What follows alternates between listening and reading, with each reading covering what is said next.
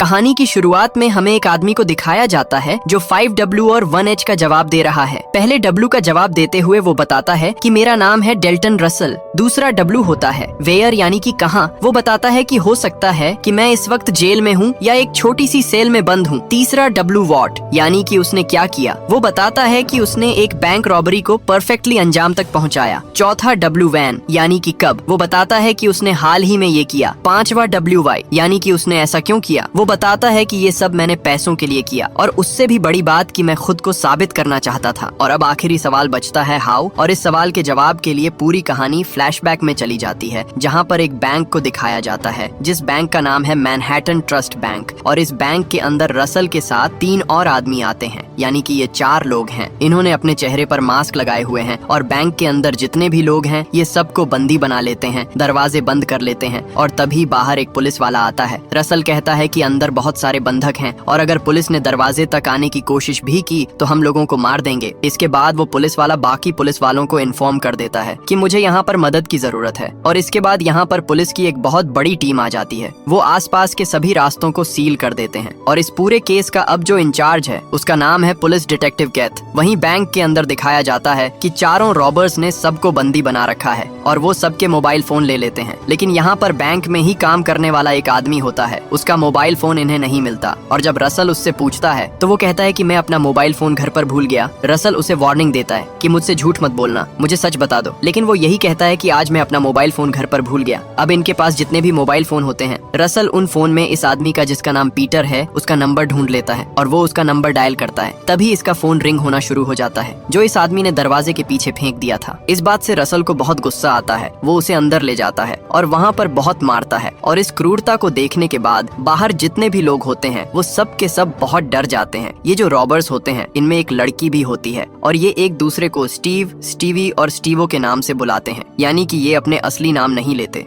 अब यहाँ पर जितने भी बंधक होते हैं ये उन सबको कपड़े उतारने के लिए कहते हैं और सबको एक जैसे कपड़े देते हैं और कहते हैं इन कपड़ों को पहन लो और अपने चेहरों पर मास्क भी लगा लेना। इसके बाद ये खुद भी वैसे ही कपड़े पहन लेते हैं। यहाँ पर एक बूढ़ा आदमी भी होता है जिसकी तबीयत खराब हो जाती है। वो कहता है कि मुझे दिल की बीमारी है। रसल उस बूढ़े आदमी को बाहर छोड़ देता है और जब पुलिस वाले उस बूढ़े आदमी को पकड़ते हैं तो वो बूढ़ा आदमी बोलता है कि अंदर 4 लोग हैं जिन्होंने सबको बंधक बना रखा है और उन्होंने कहा है कि अगर कोई गेट के पास भी आया तो 2 लोगों को मार देंगे। वहीं बैंक के अंदर रसल और उसके 2 साथी पूरे बैंक का मुआयना करते हैं। वहाँ पर बहुत सारा पैसा होता है और इसके बाद ये तीनों एक स्टोर रूम में जाते हैं। स्टोर रूम को देखकर रसल कहता है कि बहुत सुंदर, ऐसा लगता है जैसे उसे इसी तरह की किसी जगह की तलाश थी। अब इस बैंक के जो ऑनर होते हैं उनका नाम होता है आर्थर केस और उन्हें बताया जाता है कि हमारी बैंक में कुछ रॉबर्स घुस गए हैं और वहाँ पर उन्होंने पूरे स्टाफ को और सभी क्लाइंट्स को बंदी बना लिया है। आर्थर पूछते हैं कि कौन सी ब्रांच में। उन्हें बताया जाता है कि ब्रांच नंबर 32 और 32 सुनकर वो परेशान हो जाते हैं और वो एक लेडी को कॉल करते हैं। इस लेडी का नाम होता है मेडलिन वाइट जो कि एक पावर ब्रोकर है, यानी कि ये बहुत हाई प्रोफाइल डील्स करवाती है और आर्थर उससे मिलने के लिए जाते हैं। वो वाइट को बताते हैं कि जिस ब्रांच में रबर्स है वहाँ पर मेरा एक सेफ डिपॉजिट बॉक्स है और उसके अंदर मेरी बहुत बेशकीमती चीज है और मैं नहीं चाहता कि उस बॉक्स को रॉबर्स, पुलिस वाले या कोई भी इंसान खोले। वाइट अपना शक जताते हुए कहती है कि हो सकता है कि उस बॉक्स के अंदर किसी न्यूक्लियर मिसाइल के लॉन्च के कोड्स हो। आर्थर उसे बताते हैं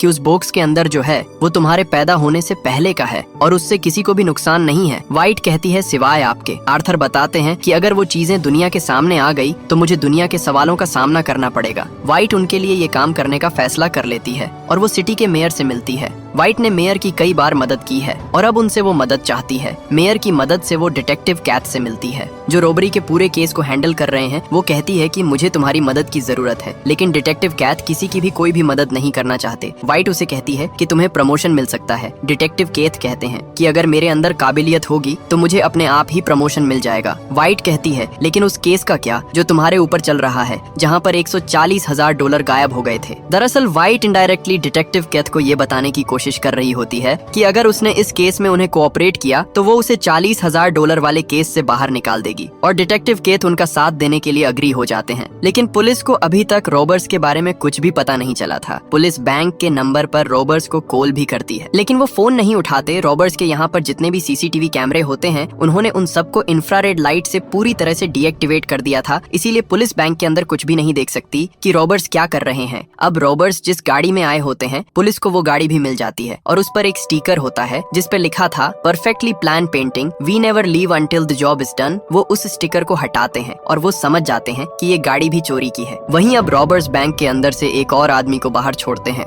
ये आदमी इसी बैंक में काम करता है, इसका नाम विक्रम होता है। ये एक सिख है, इसीलिए इनकी लंबी लंबी दाढ़ी होती है, जिसे देखकर पुलिस इन पर शक करना शुरू कर देती है क्योंकि इनके गले में एक बहुत बड़ा बॉक्स भी लटक रहा होता है। पुलिस पूछती है क्या इसमें बॉम्ब है? वो कहते हैं नहीं, इसमें बॉम्ब नहीं है। पुलिस उनके गले से उसे निकाल लेती है जिस पर एक मैसेज लिखा होता है कि रात के 9 बजे तक हमें 2 बसें और एक जेट प्लेन चाहिए जिसमें पायलट भी होना चाहिए और टैंक पूरी तरह से भरा होना चाहिए। और अगर तुमने हमारी बात नहीं मानी तो 9 बजे के बाद हर 1 घंटे में हम एक आदमी को कैमरे के सामने मार देंगे। और उसमें ये भी लिखा होता है कि बैंक के चारों तरफ विस्फोटक लगे हुए हैं, अगर किसी ने बैंक के आसपास आने की कोशिश भी की तो वो उन्हें ब्लास्ट कर देंगे। बैंक के अंदर ये दिखाया जाता है कि बेसमेंट में जितने भी बंधक होते हैं उन सबको एक कमरे में बंद किया होता है। यहीं पर इन बंधकों में एक लड़का होता है, वो अपना मास्क निकाल देता है और कहता है इससे मेरा दम घुट रहा है, इससे मरने से अच्छा है कि मैं गोली से मर जाऊं। इन सब ने हमें एक जैसे कपड़े इसलिए पहनाए कि अगर पुलिस अंदर आ गई तो वो इनकी जगह हमें मार दे। वो शोर करना शुरू कर देता है, हालांकि सब उसे मना करते हैं, लेकिन वो फ्रस्ट्रेट हो चुका है इसलिए वो किसी की बात नहीं सुन रहा था। उसकी आवाज सुनकर रसल वहाँ पर आ जाता है। रसल के चेहरे पर नकाब होता है, वो उसे खींचकर दूसरे कमरे में ले जाता है और वहाँ पर उसे बहुत मारता है। रॉबर्ट्स पुलिस को एक और मैसेज भिजवाते हैं कि अंदर जितने भी लोग हैं वो सब के सब भूखे हैं, उनके लिए खाना भिजवाओ। और पुलिस ये तय करती है कि वो उन सब के लिए पिज्जा भिजवाए और पिज्जा बॉक्स में वो ट्रांसमीटर भी फिट कर देंगे ताकि वो उनकी बातें सुन सके। और पिज्जा वो इसलिए भी डिसाइड करते हैं क्योंकि पिज्जा खाने के लिए उन सबको इकट्ठा होना पड़ेगा और जब वो इकट्ठा होंगे तो वो उनकी बात आराम से सुन सकते हैं। और इसके बाद पुलिस अंदर पिज्जा भिजवाती है और ट्रांसमीटर की मदद से पुलिस उन रॉबर्ट्स की बातों को, उनकी डिस्कशन को रिकॉर्ड कर लेती है, लेकिन ये सब एक अलग ही भाषा बोल रहे होते हैं और पुलिस को ये भी नहीं पता होता कि ये कौन सी भाषा है। पर बाद में एक आदमी की मदद से पुलिस को पता चल जाता है कि ये भाषा अल्बेनियन है क्योंकि इस आदमी की पत्नी अल्बेनियन होती है और उसकी पत्नी को यहाँ पर बुलाया जाता है। वो बताती है कि ये अल्बेनिया के एक्स प्रेसिडेंट है जो अब इस दुनिया में नहीं रहे। ये उनका एक पुराना रिकॉर्डेड भाषण है, यानी कि अंदर जो रॉबर्ट्स थे उन्हें पता था कि पिज्जा के बॉक्स के अंदर ट्रांसमिट लगे हुए हैं, इसीलिए वो ट्रांसमीटर के आगे एक रिकॉर्डेड टेप चलाते हैं ताकि वो पुलिस को पूरी तरह से गुमराह कर सके। बैंक के अंदर ये दिखाया जाता है कि सभी लोगों को एक ही केबिन के अंदर बंद नहीं किया होता है और तभी रॉबर्ट्स की एक साथी जिसका नाम स्टीवी है, जो कि एक लड़की है, वो एक केबिन के अंदर आती है और वहाँ से 4 लोगों को उठाकर ले जाती है। इन चारों में एक लड़की भी होती है और वो इन चारों को एक अलग केबिन में बंद कर देती है। बाहर आने के बाद वो खुद चिल्लाना शुरू कर देती है और उसका जो साथी होता है वो स्टीवी को पकड़कर उसी कमरे, उसी केबिन में बंद कर देता है जहाँ पर स्टीवी ने अभी अभी 4 लोगों को बंद किया था। और उन चारों में जो लड़की होती है, जो होस्टेस होती है, वो उसे उठाकर एक दूसरे केबिन में ले जाता है। दरअसल ये जानबूझकर लोगों की शफलिंग कर रहे होते हैं और स्टीवी जो इन्हीं की साथी है, इन्होंने जानबूझकर उसे बंदियों के बीच में बिठाया था। इसके पीछे एक कारण होता है और ये यहाँ पर एक गड्ढा भी कर रहे होते हैं। अब इनका वो गड्ढा भी कंप्लीट हो चुका है। वहीं बाहर मैडलिन वाइट को दिखाया जाता है जो इस बैंक के ओनर मिस्टर आर्थर के लिए इन रॉबर्ट्स से बात करना चाहती है। वो पुलिस डिटेक्टिव केथ की मदद से रसल को कॉल करती है और वो रसल को बोलती है कि मैं तुम्हारी मदद कर सकती हूँ, तुम ये सब किस लिए कर रहे हो? रसल कहता है कि पैसों के लिए। वाइट उसे कहती कि मैं तुम्हें इतने पैसे दिलवा सकती हूँ जितना तुम यहाँ से लेकर भी नहीं जा सकते। रसल उसे अंदर आने की इजाजत दे देता है और अब वाइट रसल के सामने होती है और वो रसल को कहती है कि तुम अच्छी तरह जानते हो कि तुम यहाँ से किसी भी कीमत पर भाग नहीं सकते, तुम सरेंडर कर दो, तुम्हें 3 से 4 साल की सजा होगी और जब तुम छूट कर आओगे तो तुम्हें $20 लाख दे दिए जाएंगे। रसल कहता है कि तुम साफ साफ क्यों नहीं बताते कि तुम यहाँ पर क्यों आई हो? वाइट कहती कि मैं नहीं बता सकती। रसल कहता है कि मैं बताता हूँ। रसल उसे बताता है कि वर्ल्ड वॉर II के दौरान एक अमेरिकन स्विट्जरलैंड की एक बैंक में काम करता था। उस आदमी के नाजी सेना से, यानी कि हिटलर के लोगों से बहुत अच्छे रिश्ते थे और इसी के बल पर उसने बहुत पैसा कमाया। ये वो वक्त था जब हर उस इंसान ने पैसा कमाया था जो अपना ईमान बेच सकता था। उन्होंने दूसरों के घर लूटकर अपनी तिजोरियां भर ली और जिस आदमी के लिए तुम यहाँ पर आई हो वो भी उन्हीं में से एक है। उसने नाजी सेना की मदद से बहुत पैसा कमाया जिसकी वजह से कई जूस परिवारों की जान चली गई और उस बेईमानी के पैसों से उसने बैंक खोल लिया वाइट कहती कि मुझे सिर्फ एक लोकर तक जाना है और तभी रसल उसे कुछ डॉक्यूमेंट्स दिखाता है। दरअसल ये वो डॉक्यूमेंट्स होते हैं जिसमें मिस्टर आर्थर और नाजी सेना के बीच जो डील्स हुई थी उन सब का हिसाब किताब होता है। रसल बोलता है कि इनको बहुत पहले नष्ट कर देना चाहिए था, लेकिन ये नष्ट नहीं किए गए और अभी मेरे पास है। अगर मुझे पुलिस पकड़ भी लेती है तो तुम्हें और तुम्हारे बॉस को मुझे छोड़ना पड़ेगा। वाइट वहाँ से बाहर आ जाती है और बाहर आने के बाद डिटेक्टिव केथ उससे पूछताछ करता है कि अंदर क्या हुआ, लेकिन वो उसे कुछ भी नहीं बताती क्योंकि डिटेक्टिव केथ को इस बैंक के ओनर मिस्टर आर्थर के इस सेफ डिपॉजिट बॉक्स के बारे में कुछ नहीं पता होता। अब वो टाइम भी गुजर जाता है जो टाइम रसल ने इन्हें दिया था, जिस टाइम पर यहाँ पर बसेस और जेट प्लेन आ जाना चाहिए था। और जब केथ रसल को कॉल करता है तो रसल उसे इधर उधर की बातों में उलझाता है। वो उससे पहेलियां पचता है और धीरे धीरे केथ समझ जाता है कि ये हमें बातों में उलझा रहा है। केथ अपने साथी पुलिस वाले को कहता है कि पहले इन्होंने हमें टाइम दिया, हमने इनका काम पूरा नहीं किया, इसके बाद इन्होंने हमें और टाइम दिया, ये ऐसा क्यों कर रहे हैं। ये बात कैथ के बिल्कुल भी समझ में नहीं आती और वो रसल को कॉल करता है और कहता है कि जो तुमने मांगा था हमने हर चीज का इंतजाम कर दिया है, लेकिन इससे पहले मैं अंदर आना चाहूंगा। मैं ये देखना चाहूंगा कि तुम अपने पीछे कोई लाश तो छोड़कर नहीं जा रहे। और रसल उसे अंदर आने की इजाजत दे देता है और एक एक करके वो उसे उन सभी कमरों में ले जाता है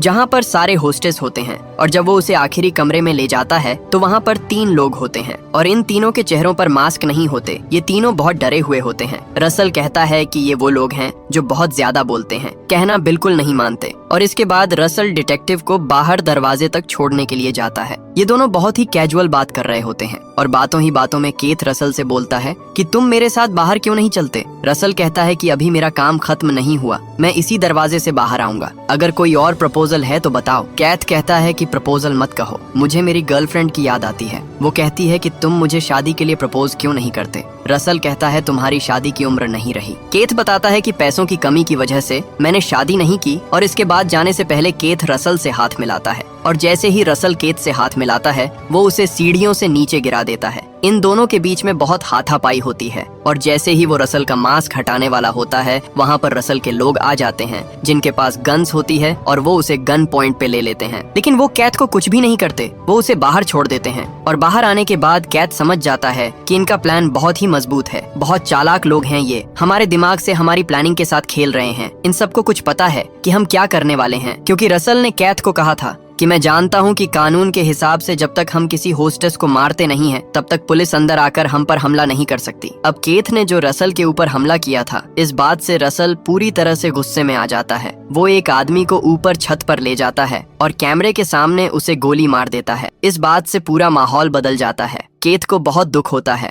बहुत गुस्सा आता है और केथ का सीनियर केथ के पास आता है और वो उसे इस केस से निकाल देता है। हालांकि केथ उसे कहता है कि मुझे इस केस में बने रहने दो, लेकिन उसका सीनियर बोलता है कि मेरे ऊपर भी कुछ लोग हैं, मुझे उनको जवाब देना होता है। और अब केथ इस केस से बाहर हो चुका है। जो इस केस का अब नया इंचार्ज आया है वो ये फैसला करता है कि वो अंदर जाकर इन सब के ऊपर हमला करेंगे। वो पूरी प्लानिंग करता है और अब वो अपनी प्लानिंग को अंजाम देने के लिए जा रहा होता है। वहीं केथ को शक होता है कि ये जो रॉबर्स है ये कहीं ना कहीं से हमारी बातें सुनते हैं, इन्हें हमारे बारे में सब कुछ पहले से पता है। और उसे याद आता है कि जिस सिख लड़के को इन्होंने सबसे पहले छोड़ा था, जिसके गले में इन्होंने मैसेज लटका के भेजा था, शायद उस बॉक्स के अंदर कुछ ना कुछ है। और जब वो उस बॉक्स को खोल कर देखता है तो उसमें एक ट्रांसमीटर होता है, यानी कि इसके थ्रू ये उनकी सारी बातें सुनते हैं और इन्हें ये भी पता है कि इनकी तरफ पुलिस आ रही है, इन पर हमला करने वाली है। और केथ ये बात उस ऑफिसर को बता देता है जो अपने साथियों के साथ अंदर हमला करने के लिए जा रहा है, लेकिन वो वापस आने से मना कर देता है, यानी कि अब वो इन पर हमला करेगा। और अंदर रसल को और उसके तीनों लोगों को पता है कि इनके ऊपर हमला होने वाला है। लेकिन इससे पहले कि पुलिस अंदर आती है, रसल यहाँ पर धुएं के बम छोड़ देता है और यहाँ पर जितने भी होस्टेस होते हैं वो सबको भागने के लिए कहता है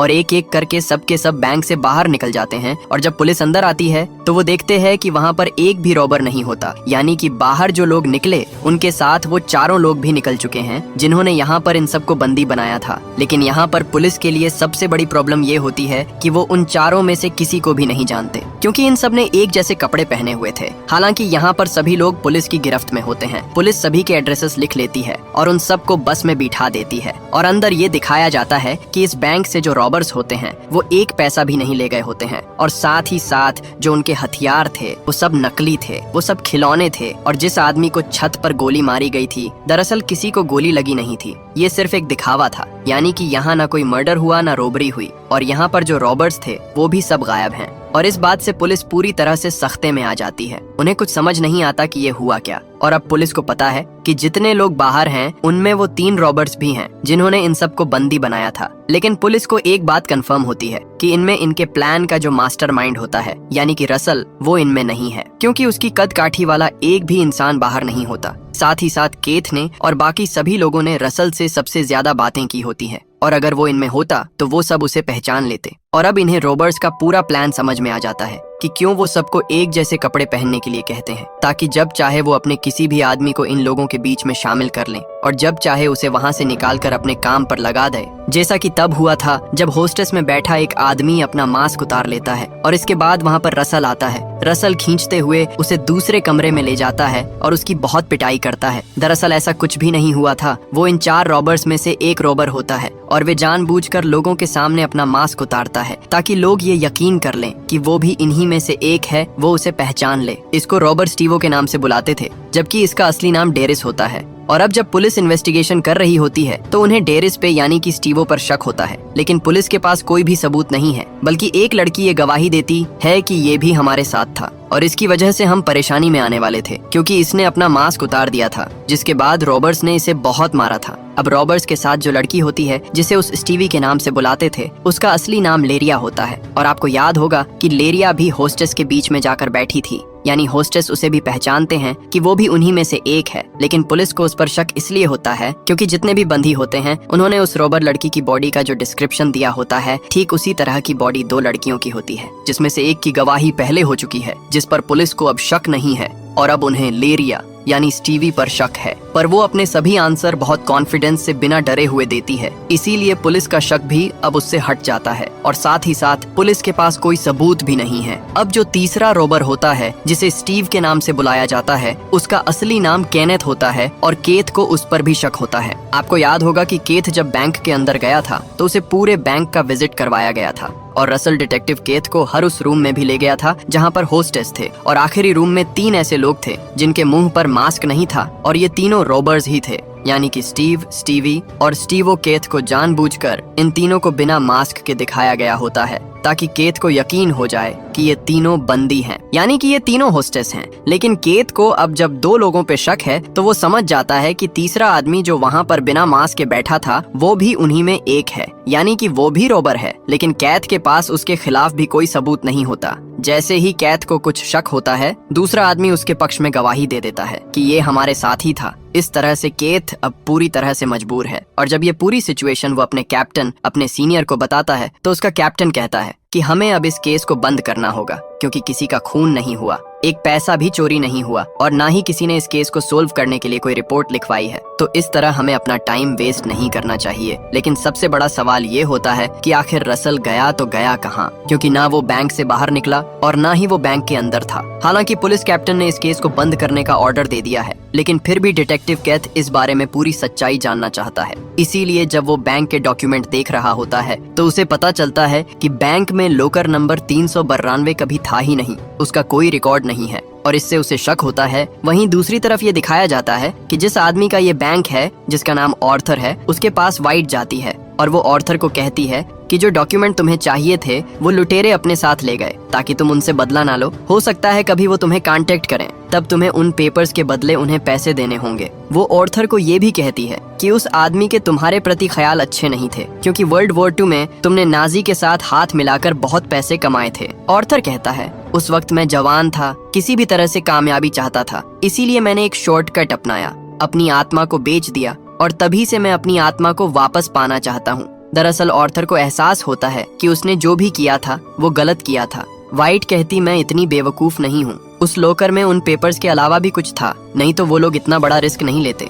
और मैं जानती हूँ कि वहाँ पर हीरे थे, इसके अलावा उसके अंदर और कुछ भी नहीं हो सकता। दरअसल उसके अंदर बहुत ही बेशकीमती हीरे थे, इसलिए रॉबर सारे हीरे लेकर वहाँ से निकल जाते हैं और पैसों को हाथ भी नहीं लगाते। ऑर्थर कहता है कि उन हीरों के साथ वहाँ पर एक बेशकीमती रिंग भी थी, जो कि एक पेरिस के बहुत बड़े बैंकर की पत्नी की थी। वो एक ज्यूस परिवार था। युद्ध के दौरान उनके पूरे परिवार को बंदी बना लिया गया, उन्हें कंसंट्रेशन कैंप यानी कि बंदियों के कैंप में भेजा गया। वो मेरा दोस्त था, मैं चाहता तो उसे बचा लेता, लेकिन नाजियों ने मुझे दुगनी कीमत दी, इसीलिए मैंने उन्हें नहीं बचाया और उम्मीद करता हूँ कि तुम इस बात को किसी को नहीं बताओगी। वाइट कहती है कि ओसामा बिन लादेन के भतीजे को मुझे एक फ्लैट दिलवाना है यहाँ अमेरिका में, और रेफरेंस के तौर पर मैं उसे तुम्हारा नाम दूंगी। दरअसल उसके राज को राज रखने के बदले वो उससे एक तरह का सौदा करती है जिसमें ऑर्थर खुद ही फंस जाता है। ऑर्थर को अपना रेफरेंस में नाम देना ही पड़ेगा, नहीं तो वो उसके राज सबको बता देगी। और अब कहानी वहीं पर आती है जहाँ से ये शुरू हुई थी, जहाँ पर रसल एक छोटे से कमरे में एक कोठरी में बंद है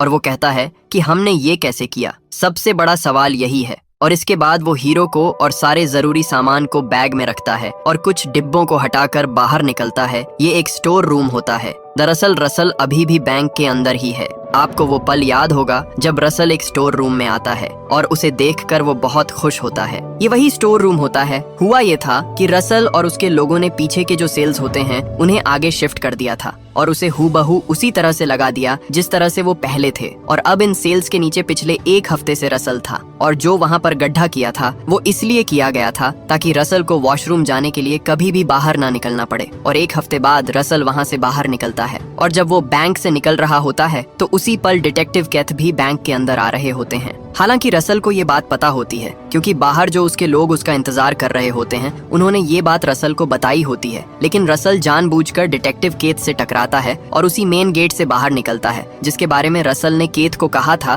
कि मैं इसी दरवाजे से बाहर निकलूंगा। और इस तरह रसल बैंक से निकल जाता है। डिटेक्टिव केथ बैंक के अंदर जाते हैं और वो उस लोकर को खोलते हैं जिसका नंबर 392 है जो इस बैंक के ओनर का है। डिटेक्टिव कैथ देखता है कि उसके अंदर एक च्युइंगम होती है जिसका नाम होता है जूसी फ्रूट, यानी कि वो समझ जाता है कि इस लोकर को उन रॉबर्स ने खोला था और वहाँ पर वो बेशकीमती अंगूठी भी होती है जिसके बारे में ऑर्थर ने वाइट को बताया था कि वो एक बहुत बड़े बैंकर की पत्नी की थी। और इस अंगूठी के साथ रसल ने यहाँ पर एक नोट भी छोड़ा होता है जिसमें लिखा था फॉलो द रिंग, यानी रिंग का पीछा करो। और अब डिटेक्टिव कैथ को शक होता है कि इस रिंग से कुछ न कुछ जुड़ा हुआ है। बाहर रसल अपने साथियों के साथ गाड़ी में बैठ जाता है जहाँ पर 4 लोग पहले से होते हैं। दरअसल ये बैंक के अंदर 4 नहीं बल्कि पूरे 5 रॉबर्स थे। इनके साथ एक और आदमी होता है जो हमेशा होस्टेस के बीच में बैठा था जिसका नाम शेंग है। ये खुद भी एक ज्यूज है और ये कोलंबिया लॉ स्कूल में प्रोफेसर है। ये बच्चों को वहाँ पर वॉर के दौरान हुई घटनाओं के बारे में पढ़ाता है कि कैसे वहाँ पर अत्याचार हुए, कैसे वहाँ पर जाति के नाम पर लोगों को मारा गया और कैसे कुछ लोगों ने इस वक्त का गलत फायदा उठाया। और यहाँ पर हमें समझ में आ जाता है कि रसल को कैसे पता चला कि ऑथर ने जो वर्ल्ड वॉर 2 के दौरान गलत काम किए थे वो किस तरीके से किए थे और उसके डॉक्यूमेंट कहाँ पर है। दरअसल प्रोफेसर ने ही ये सब कुछ रसल को और बाकी के लोगों को बताया होता है। वहीं दूसरी तरफ ये दिखाया जाता है कि पुलिस डिटेक्टिव कैथ अब ऑर्थर के पास जाते हैं और उन्हें वो अंगूठी दिखाते हैं जो लोकर से वो लेकर आए हैं और वो ऑर्थर को कहते हैं कि तुम्हारा ये पहला बैंक था जो 1948 में खुला था और इस लोकर का 1948 से लेकर अब तक कोई भी रिकॉर्ड नहीं है और मैं इस केस की इन्वेस्टिगेशन करूंगा। दरअसल कैथ समझ जाता है कि ये जो केस है ये वर्ल्ड वॉर 2 से जुड़ा हुआ है जहां पर कुछ लोगों ने उन मुश्किल हालातों का फायदा उठाया था, लोगों के साथ गलत काम किया था और ऑथर भी उन्हीं में से एक है। और इसके बाद केथ वहां से निकलकर सीधा वाइट के पास जाता है जिसने ऑथर के लिए रॉबर्ट से बात की थी और मेयर भी यहीं पर होते हैं। यहाँ पर केथ वाइट को एक नंबर देता है और वो कहता है कि तुम इनसे कांटेक्ट करो और ये होता है office of war crime issues के ऑफिस का नंबर। और केथ ऐसा इसलिए करता है क्योंकि वो वाइट को ये जताना चाहता है कि उसे सब कुछ पता है और अब वो इस केस की तह तक जाकर रहेगा। यहाँ पर वाइट ने अपने वादे को भी पूरा किया होता है। कैथ के ऊपर जो $140,000 का केस होता है अब वो उस केस से पूरी तरह से आजाद है। इसके बाद केथ अपने घर पर आ जाता है जहाँ पर उसकी गर्लफ्रेंड होती है और जब वो अपनी कोट की जेब में हाथ डालता है तो उसमें एक हीरा होता है और तभी उसके दिमाग में वो याद आती है जब वो बैंक में एक आदमी से टकराया था और वो समझ जाता है कि ये वही आदमी था जिसने इस बैंक के पूरे प्लान को अंजाम दिया है। रसल उसकी जेब में हीरा शायद 2 वजह से डालता है। एक कि वो ये साबित करना चाहता था कि जो उसने कहा था उसने वैसे ही किया, यानी कि वो सामने के गेट से निकलेगा। और दूसरा केथ ने उसे कहा था कि उसे अपनी गर्लफ्रेंड से शादी करनी है लेकिन उसके पास पैसे नहीं हैं और अब ये हीरा पाने के बाद हो सकता है कि उसे इतने पैसे मिल जाए कि वो अपनी गर्लफ्रेंड से शादी कर ले। और इसी सीन के साथ ये कहानी यहीं पर खत्म हो जाती है। दोस्तों आपको वीडियो कैसी लगी लाइक और कमेंट करके जरूर बताना। मिलते हैं अगली शानदार वीडियो में, तब तक के लिए सब्सक्राइब बटन दबा दो।